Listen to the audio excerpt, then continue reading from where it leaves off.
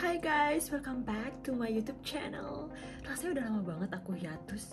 I think it's more than 1 year, isn't it? But right now I'm here, I'm gonna share to you tentang gimana kondisi kulit wajah aku setelah kurang lebih 1 tahun, lebih sih 1 tahun aku terakhir kali kena dermatitis perioral. Jadi bagi kalian yang penasaran dan pengen tahu lebih lanjut, stay tuned. Sesuai judulnya, apakah aku benar-benar sembuh total dari dermatitis perioral? Apakah si dermatitis perioral itu sempat timbul lagi atau pernah datang lagi atau pernah kambuh lagi? Jawabannya adalah pernah.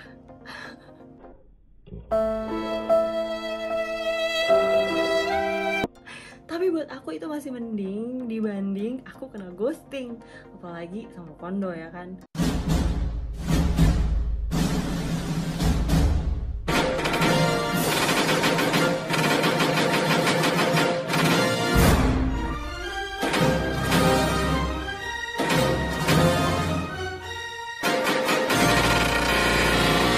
Dari beberapa artikel yang aku baca, untuk penyebab pasti dari dermatitis perioral ini masih belum diketahui. Maka dari itu, untuk penanganannya pun masih dalam tahap researchment. Tapi untuk penyebab dermatitis perioral seringkali disangkut pautkan dari penggunaan steroid yang memang tidak cocok di individu itu sendiri. Dan juga dikatakan bahwa orang yang pernah mengalami dermatitis perioral harus bersedia menerima kenyataan bahwa sewaktu-waktu dermatitis perioral itu dia akan balik lagi, entah itu dalam beberapa bulan ataupun dalam jangka waktu bertahun-tahun mendatang. Nah, kalau aku pribadi dari pengalaman yang aku rasakan, si dermatitis perioral ini memang balik lagi dalam tahap waktu kurang lebih 3 atau 4 bulan sekali yang aku tuh nggak ngapa-ngapain, dan dia tuh datang aja gitu sendiri. Dan setiap kali dia datang, aku langsung ngaca dan welcome aja udah. Kayak aku bilang, hello, how have you been? Karena kalau misalkan dibikin jadi pikiran atau malah dibikin jadi stres, kan kasihan sendiri sama badan aku. Untungnya, kalau gejala di aku, setiap kali dermatitis perioral itu datang, itu nggak parah kayak sebelumnya yang pertama kali aku mengalami itu. Jadi dia datang paling sekitar 2 atau 3 di sini bintik-bintik. Bintil-bintil ya bilangnya. Jadi nggak pernah ruam-ruam merah lagi dan nggak pernah ke area mata atau hidung, jadi cuma pernah di area sekitar mulut di sini 2 atau sekitar 3 bintil. Kalian pasti bisa bedain kan mana itu dermatitis perioral, mana itu jerawat. Dan untuk aku sendiri, untuk menangani itu adalah aku pakai Benzolac.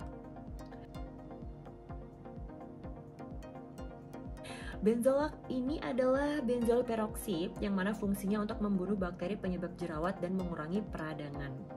Jadi aku pakai sekitar 1 hari itu 2 kali, dan dalam waktu 1 atau 2 hari itu hilang. Udah, gitu aja. Karena aku juga masih suka jerawatan, apalagi kalau mendekati haid. Jadi aku pakai ini, jatuh urusan beres gitu. Dari beberapa komentar yang aku baca di video aku sebelumnya, ada dari kalian yang menganjurkan untuk pakai Caladin dan juga Conicare Diapers Baby Rush. Sekarang kita bahas Caladin.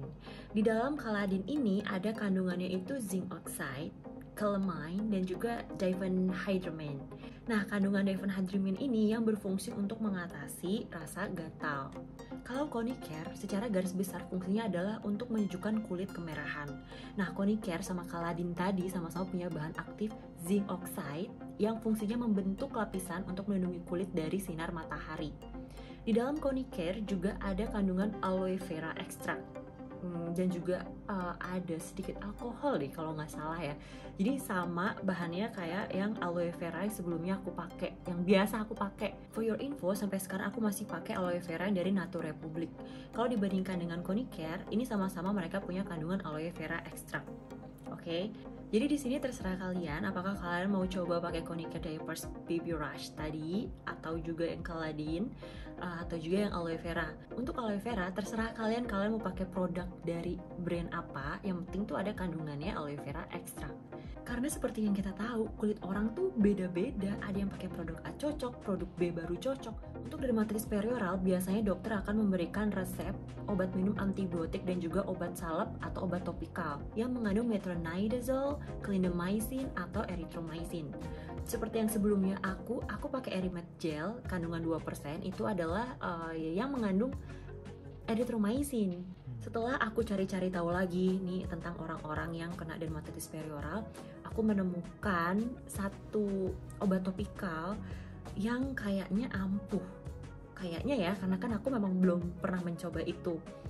Jadi ada kasus dimana yang dia itu udah bertahun-tahun kena dermatitis perioral, dan pada akhirnya ada satu dokter SPKK yang menyarankan dia pakai obat topikal itu. Namanya adalah, brandnya kalau nggak salah Rozex, yang mengandung metronidazole 0,75%. Itu ada bentuk gel dan juga ada bentuk krim. Jadi kalau bentuk gel itu kan ada kandungan alkohol ya. Tergantung kulit kalian, kalau memang kalian dirasa cocok ada kandungan alkoholnya, kayak aku nih kan aku pakai aloe vera Natura Republic, itu memang ada kandungan alkoholnya dan aku merasa cocok, itu bisa pakai yang gel. Tapi kalau memang kalian alergi sama sekali dengan alkohol, kalian bisa pakai yang krimnya. Dan dia tanya sama si temennya ini yang dokter, kok kamu nyaranin aku pakai ini, kamu tahu dari mana ini kalau ini tuh bisa ampuh buat aku? Si temannya ini menjawab, ya karena aku memang lagi mengadakan penelitian tentang dermatitis perioral, dan menurutku kandungan metronidazole itu memang yang paling ampuh untuk mengatasi dermatitis perioral ini. Dan aku lihat juga ada orang lain yang dia pakai Rozex metronidazole 0,75% ini, dalam waktu 4 minggu itu dia hilang dermatitis perioralnya. Tapi aku nggak tahu apakah untuk setelah 1 tahun atau beberapa bulan kemudian itu dia kambuh lagi atau dia masih pakai lagi, aku nggak tahu. Tapi sayangnya setelah aku cari-cari tahu tentang si Rozex metronidazole 0,75% ini, di e-commerce Indonesia itu masih belum ada. Jadi harus international shipping dari luar negeri, entah itu dari web mana, yang mana pasti ongkosnya itu lumayan. Dan itu tuh mahal dong buat aku sih. Kalau buat kalian nggak tahu, kalau kalian memang mau cari itu dan kalian tahu untuk membayar international shippingnya, silahkan kalian cari. Tapi lagi aku juga menemukan kandungan yang sama metronidazole, tapi aku nggak tahu itu berapa persen. Itu namanya adalah Metrogel gel. Ada, kalian cari di e-commerce Indonesia yang warna hijau atau warna oranye, terserah kalian mau cari yang di mana. Harganya itu sekitar 300-an, 300 sekian sampai 350.000. Itu kandungannya sama metronidazole, tapi aku nggak tahu itu berapa persen. Kalian kalau mau coba, kalian bisa coba itu. Mungkin kalau bagi kalian yang emang udah parah banget nih dermatitis perioralnya dan udah nggak sembuh-sembuh, kalian cobalah berikhlas hati untuk spend money sebanyak itu. Fungsi dari metronidazole adalah untuk melawan infeksi bakteri. Lagi-lagi bakteri. Aku pakai Benzolac, itu fungsinya adalah juga untuk membunuh bakteri jerawat. Apakah dermatitis perioral ada sangkut pautnya dengan bakteri atau infeksi bakteri atau sebagainya? Aku kurang tahu karena memang aku bukan dermatologis, dan aku di sini cuma pengen sharing aja tentang pengetahuan apa yang aku tahu dan aku juga pengen kalian tahu. Semangat buat para pejuang dermatitis perioral. Di video selanjutnya aku bakal sharing tentang how do I treat myself, dan juga tentang produk skincare apa aja yang dulu pernah aku gunakan atau yang sekarang sedang aku gunakan, dan apakah itu cocok dan mana juga yang nggak cocok di kulit aku. Karena pastinya setelah aku kena dermatitis perioral, kulitku tuh semakin sensitif dan makin sensitif, dan itu kadang membuat pusing juga ya untuk dapat skincare mana yang benar-benar cocok di kulit aku. Karena kalau aku bahas sekarang juga semuanya di sini, durasinya bakal jadi panjang banget, dan gue tahu lo pasti bakal jadi bosan ya kan. Semoga video ini bermanfaat untuk kalian. Kalau kalian ingin memberi saran atau kalian ingin mengoreksi kata-kata aku yang salah, silahkan aja komentar di bawah ini. Karena di sini kita sama-sama belajar dan kita sama-sama sharing pengetahuan kita. Oke? Jangan lupa untuk subscribe, like, and share. See you on my next video. Thank you for watching. Bye-bye.